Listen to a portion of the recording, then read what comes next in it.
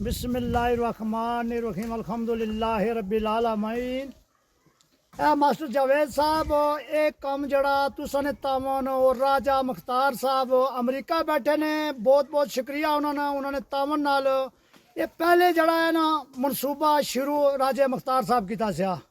बहुत बहुत उन्हें मुबारकां के जड़े कूम ना कम करवा रहे ने, इतनी कोई हुकूमत नहीं करवा सकनी कि जितना हमारे भरा इतना बाहरों अमरीका बैठे ने हो, दुबई बैठे ने हो, जितनी बाहरली कंट्री बैठे ने हो, तुसा सारे अस्सलाम वालेकुम। बहुत बहुत तुसा ना शुक्रिया कि जड़े अस लोग इत्थे बैठे ने गरीब आवाम ना तुसा ना मेरे भाइयों ने बड़ा तावन किया। जड़ी रोड बनी है ये देखो जी, रोड ना एक मकाम होना, जे कोठी ना मकाम नहीं है, रोड ना मकाम है। जड़ी तुसा की अल्लाह ताला एक कदम नहीं अगर रोड बनाना बंदा अल्लाह ताला उसकी 70 नेकी देना।